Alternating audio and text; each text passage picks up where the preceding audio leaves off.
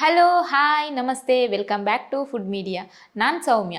ಸ್ನೇಹಿತರೆ, ನಾವು ಲಾಸ್ಟ್ ವಿಡಿಯೋದಲ್ಲಿ ಹಾಲಿನ ಪುಡಿಯಲ್ಲಿ ಪನ್ನೀರ್ ಮಾಡೋದು ಹೇಗೆ ಅಂತ ತೋರಿಸ್ಕೊಟ್ಟಿದ್ದೀವಿ. ಅದೇ ಪನ್ನೀರನ್ನು ಉಪಯೋಗಿಸ್ಕೊಂಡು ಇವತ್ತು ನಾವು ಅದರಲ್ಲಿ ಗ್ರೇವಿ ಮಾಡೋಣ. ಅದಕ್ಕಿಂತ ಮುಂಚೆ ನಮ್ಮ ಚಾನಲ್ಗೆ ಇನ್ನೂ ಯಾರು ಸಬ್ಸ್ಕ್ರೈಬ್ ಆಗಿಲ್ವೋ ಸಬ್ಸ್ಕ್ರೈಬ್ ಆಗಿ, ಹಾಗೆ ಪಕ್ಕದಲ್ಲಿರೋ ಬೆಲ್ಲೈಕನ್ ಕ್ಲಿಕ್ ಮಾಡಿ ಆಲ್ ಆಪ್ಷನ್ ಸೆಲೆಕ್ಟ್ ಮಾಡ್ಕೊಳ್ಳಿ. ಸ್ನೇಹಿತರೆ, ಇನ್ಯಾಕೆ ತಡ, ಬನ್ನಿ ಪನ್ನೀರ್ ಗ್ರೇವಿ ಮಾಡೋದು ಹೇಗೆ ಅಂತ ತೋರಿಸ್ಕೊಡ್ತೀನಿ. ಪನ್ನೀರ್ ಗ್ರೇವಿ ಮಾಡಲಿಕ್ಕೆ ನಾನೊಂದು ಪ್ಯಾನ್ ತಗೊಂಡಿದ್ದೀನಿ.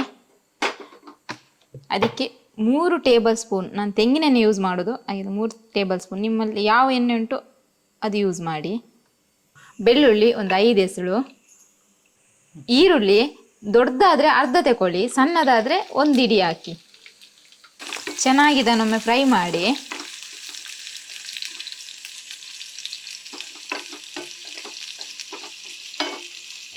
ಗೋಡಂಬಿ ನಾನೊಂದು 10-15 ತಗೊಂಡಿದ್ದೀನಿ. ನಿಮ್ಮ ಹತ್ರ ಎಷ್ಟು ಸ್ವಲ್ಪ ಇದ್ದರೆ ಸ್ವಲ್ಪ ಸಹ ಸಾಕು, ಇಲ್ಲ ಅಂತ ಇದ್ದರೆ ಅದನ್ನು ಸ್ಕಿಪ್ ಮಾಡಿ. ಆಮೇಲೆ ಸ್ವಲ್ಪ ನಾನಿಲ್ಲಿ ಬಡಸೊಪ್ಪು ಒಂದು 1/4 ಟೀ ಸ್ಪೂನ್ ಅಷ್ಟು, ಮತ್ತು ಚಕ್ಕೆ ಮತ್ತು ಲವಂಗ. ನಾನಿಲ್ಲಿ 2 ಟೊಮೆಟೊ ತಗೊಂಡಿದ್ದೀನಿ, ದೊಡ್ಡದು.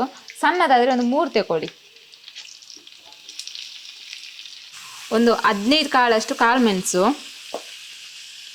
ಹಾಗೆ ಸ್ವಲ್ಪ ಒಂದು ಅರ್ಧ ಟೀ ಸ್ಪೂನಷ್ಟು ಜೀರಿಗೆ,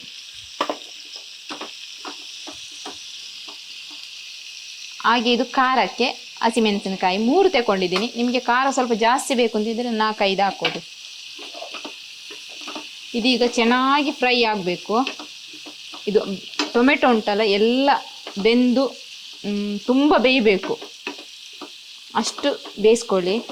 ಮತ್ತು ಇದಕ್ಕೆ ಏನು ಬೇಕು ಅಂತ ಇಲ್ಲ, ಇಷ್ಟೇ ಸಾಕು. ಇದು ಬೇಯ್ತಾ ಇರಲಿ. ಅಷ್ಟೊತ್ತಿಗೆ ನಾನಿಲ್ಲಿ ಇದು ಹಾಲಿಂದು ಹುಡಿಯಲ್ಲಿ ಮಾಡಿದ್ದು ಪನ್ನೀರು. ನೀವು ಯಾರೆಲ್ಲ ಆ ವಿಡಿಯೋ ನೋಡಿಲ್ವಾ, ಈ ವಿಡಿಯೋ ನೋಡಿ ಆದಮೇಲೆ ಆ ವಿಡಿಯೋನ ನೋಡಿ. ಲಿಂಕನ್ನು ಡಿಸ್ಕ್ರಿಪ್ಷನಲ್ಲಿ ಕೊಟ್ಟಿರ್ತೀನಿ. ನೋಡಿ ಎಷ್ಟು ಚೆನ್ನಾಗಿ ನಾವು ಅಂಗಡಿಯಿಂದ ಹೇಗೆ ತರ್ತೀವೋ ಅದೇ ರೀತಿ ಉಂಟು. ಇದು ಹಾಲಿಂದು ಪುಡಿಯಲ್ಲಿ ಮಾಡಿದಂತ 100% ಯಾರಿಗೂ ಗೊತ್ತಾಗಲ್ಲ. ನಿಮಗೆ ನಾನಿಲ್ಲಿ ಸಣ್ಣದು ಕಟ್ ಮಾಡ್ತೀನಿ, ಯಾಕಂದ್ರೆ ನಂಗೆ ದೊಡ್ಡದು ನಮಗೆ ಅಷ್ಟು ಇಷ್ಟ ಆಗಲ್ಲ. ನಿಮಗೆ ಹೇಗೆ ಬೇಕು ಹಾಗೆ ಕಟ್ ಮಾಡ್ಕೊಳ್ಳಿ. ನಾನಿದು ಬರೀ 1 ಕಪ್ ಹಾಲಿನ ಹುಡಿಯಲ್ಲಿ ಮಾಡಿದ್ದು. ನಾನು ಸ್ವಲ್ಪ ಪನ್ನೀರನ್ನು ಮೆಣಸಿನ ಹುಡಿಯಲ್ಲಿ ಮಿಕ್ಸ್ ಮಾಡಿ ಇಡ್ತಾ ಇದ್ದೀನಿ. ಅದಕ್ಕೆ 1 ಟೀ ಸ್ಪೂನ್ ಅಷ್ಟು ಮೆಣಸಿನ ಹುಡಿ, ಸ್ವಲ್ಪ ಒಂದು ಅರಶಿನ ಹುಡಿ. ಇದು ಪನ್ನೀರ್ ಮಿಕ್ಸ್ ಮಾಡಲಿಕ್ಕೆ ನಾನೀಗ ಉಪ್ಪು ತಗೊಂಡದ್ದು, ಮತ್ತೆ ಪುನಃ ಹಾಕ್ಲಿಕ್ಕೆ ಉಂಟು. ಈಗ ಸ್ವಲ್ಪ ಎಷ್ಟು ಬೇಕು ನೋಡಿಕೊಂಡು ಹಾಕಿ. ಈಗ ಅದನ್ನು ಪನ್ನೀರನ್ನು ಅದಕ್ಕೆ ಹಾಕಿ ಒಮ್ಮೆ ಮಿಕ್ಸ್ ಮಾಡಿ. ಈ ಥರ ಮಾಡಿದರೆ ಸಾಕು.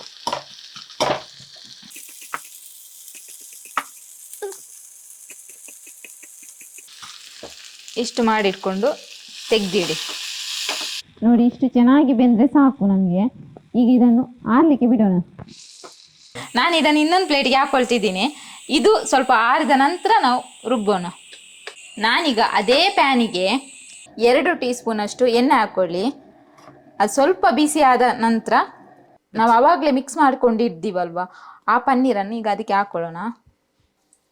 ನಾನೀಗ ಒಂದೊಂದೇ ಇಡ್ತಾ ಇದ್ದೀನಿ, ಯಾಕಂದರೆ ಎಲ್ಲ ಹಾಕಿದರೆ ಒಮ್ಮೆಲೆ ನಮ್ಮ ಮೈ ಮೇಲೆ ಎಣ್ಣೆ ಸಿಡಿಯುತ್ತೆ. ಅದಕ್ಕೋಸ್ಕರ ಒಂದೊಂದೇ ಹಾಕ್ತಾ ಇದ್ದೀನಿ. ಇದಕ್ಕೆ ಜಾಸ್ತಿ ಎಣ್ಣೆ ಬೇಕು ಅಂತಿಲ್ಲ, ಫ್ರೈ ಆಗಲಿಕ್ಕೆ ಸಾಕು ಸ್ವಲ್ಪನೇ. ಗ್ಯಾಸ್ ಸ್ವಲ್ಪ ಮೀಡಿಯಂ ಫ್ಲೇಮಲ್ಲೇ ಇಟ್ಟು ಫ್ರೈ ಮಾಡಿ. ಈ ಥರ ತಿರುಗಿಸ್ತಾ ಇರಿ. ಈಗ ಇದನ್ನು ಒಂದೊಂದನ್ನೇ ಆಚೆ ತಿರುಗಿಸಿ ಹಾಕ್ಕೊಳ್ಳೋಣ, ಯಾಕಂದರೆ ಈ ಸೈಡ್ ಸಾಕು ಬೆಂದದ್ದು. ಹೀಗೆ ಆದರೆ ಈ ರೀತಿ ಮಾಡಿ.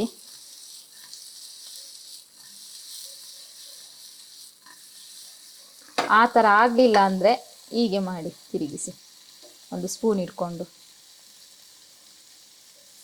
ಇದಿಷ್ಟು ಫ್ರೈ ಆದರೆ ಸಾಕು, ಒಂದು 5 ನಿಮಿಷ ಫ್ರೈ ಮಾಡಿದರೆ ಸಾಕು. ಯಾಕಂದರೆ ಪುನಃ ನಾವು ಅದರಲ್ಲಿ ಸಹ ಬೇಯಿಸ್ತೀವಿ. ಗ್ಯಾಸ್ ಆಫ್ ಮಾಡ್ಕೊಂಡಿದ್ದೀನಿ. ಇದು ಹೀಗೆ ಇರಲಿ. ನಾವೀಗ ಇದೀಗ ಚೆನ್ನಾಗಿ ತಣ್ಣಗಾಗಿದೆ ನೋಡಿ.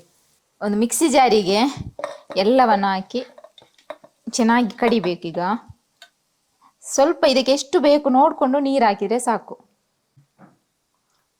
ನಾನೊಂದು ಅರ್ಧ ಗ್ಲಾಸ್ ಅಷ್ಟು ನೀರು ಹಾಕ್ಕೊಂಡಿದ್ದೀನಿ. ಗ್ರೇವಿ ಮಾಡಲು ಒಂದು ಪಾತ್ರೆ ತಗೊಂಡಿದ್ದೀನಿ. ಅದಕ್ಕೆ ನಾನು 3 ಟೀ ಸ್ಪೂನ್ ಅಷ್ಟು ತೆಂಗಿನ ಎಣ್ಣೆ ತಗೊಂಡಿದ್ದೀನಿ. ಈರುಳ್ಳಿ ಸಣ್ಣದಾದರೆ ಒಂದು ಈರುಳ್ಳಿ ತಗೊಳ್ಳಿ, ದೊಡ್ಡದಿದ್ರೆ ಒಂದು, ಆವಾಗಲೇ ನಾನು ರುಬ್ಲಿಕ್ಕೆ ಅರ್ಧ ಹಾಕಿದ್ದೆಲ್ಲ ಅದೇ ಅರ್ಧವನ್ನು ಈಗ ಇದಕ್ಕೆ ಫ್ರೈ ಮಾಡಲಿಕ್ಕೆ ಹಾಕ್ತಾ ಇದ್ದೀನಿ. ಇದೊಂದು ಚೆನ್ನಾಗಿ ಫ್ರೈ ಆಗಲಿ, ಒಂದು ಕಂದು ಬಣ್ಣ ಬರುವವರೆಗೆ ಫ್ರೈ ಮಾಡ್ಕೊಳ್ಳಿ. ಈರುಳ್ಳಿ ಇಷ್ಟು ಫ್ರೈ ಆದಮೇಲೆ ನಾನು 1 ಟೀ ಸ್ಪೂನ್ ಅಷ್ಟು ಜಿಂಜರ್ ಗಾರ್ಲಿಕ್ ಪೇಸ್ಟ್ ಹಾಕ್ತಾ ಇದ್ದೀನಿ, ಶುಂಠಿ ಮತ್ತು ಬೆಳ್ಳುಳ್ಳಿ ಪೇಸ್ಟ್. ಒಮ್ಮೆ ಚೆನ್ನಾಗಿ ಮಿಕ್ಸ್ ಮಾಡಿ ನಾನು ಆವಾಗಲೇ ರುಬ್ಬಿಟ್ಟಂತ ಮಸಾಲೆಯನ್ನು ಈಗ ಇದಕ್ಕೆ ಹಾಕ್ಕೊಳ್ತಾ ಇದ್ದೇನೆ. ಅದೇ ಮಿಕ್ಸಿ ಜಾರಿಗೆ 1 ಲೋಟ ನೀರು ಹಾಕಿ ಒಮ್ಮೆ ಚೆನ್ನಾಗಿ ಮಿಕ್ಸ್ ಮಾಡಿ. ನೀರು ನಿಮ್ಗೆ ಎಷ್ಟು ದಪ್ಪ ಬೇಕು ನೋಡಿಕೊಂಡು ಹಾಕಿ. ಮಿಕ್ಸಿ ಜಾರಿಯಲ್ಲಿ ಉಳಿದಿರುತ್ತಲ್ವ ಮಸಾಲ, ಅದನ್ನು ಸಹ ವೇಸ್ಟ್ ಮಾಡ್ಲಿಕ್ಕೆ ಹೋಗಬೇಡಿ. ಈ ಥರ ಮಾಡಿ ಚೆನ್ನಾಗಿ ತೊಳ್ಕೊಂಡು ಆ ನೀರನ್ನು ಸಹ ಅದಕ್ಕೆ ಹಾಕಿ. ರುಚಿಗೆ ಬೇಕಾದಷ್ಟು ಉಪ್ಪು ಹಾಕೊಳ್ಳಿ. ನೋಡಿ, ನಾನು ಇಷ್ಟು ತೆಳ್ಳಗೆ ಮಾಡಿದ್ದೀನಿ, ಕುದ್ದ ಮೇಲೆ ಇದು ದಪ್ಪ ಆಗ್ತದೆ. ಇದೀಗ ಚೆನ್ನಾಗಿ ಕುದಿ ಬಂದಿದೆ. ಇದಕ್ಕೆ ನಾವು ಆವಾಗಲೇ ಫ್ರೈ ಮಾಡಿಟ್ಟಂತಹ ಪನ್ನೀರನ್ನು ಇದಕ್ಕೆ ಸೇರಿಸೋಣ.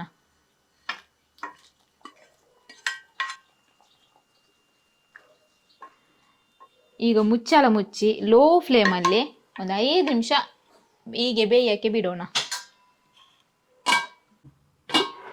ನೋಡಿ, ಇದು ಚೆನ್ನಾಗಿ ಈಗ ಕುದಿ ಬಂದಿದೆ.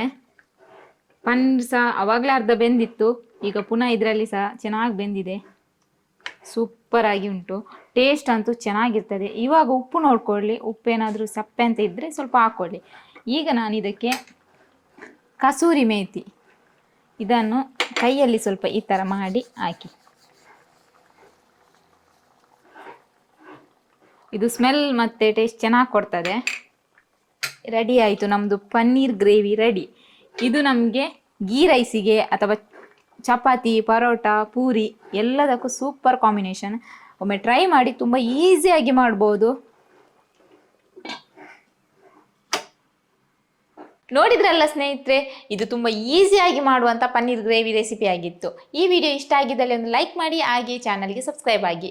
ಆದಷ್ಟು ನಿಮ್ಮ ಫ್ರೆಂಡ್ಸಿಗೆ, ಫ್ಯಾಮಿಲಿಗೆ ಶೇರ್ ಮಾಡಿ. ಓಕೆ ಫ್ರೆಂಡ್ಸ್, ನಾನಿನ್ನು ಮುಂದಿನ ವಿಡಿಯೋದಲ್ಲಿ ಸಿಗ್ತೀನಿ. ಅಲ್ಲಿವರೆಗೂ ಟೇಕ್ ಕೇರ್, ಬಾಯ್.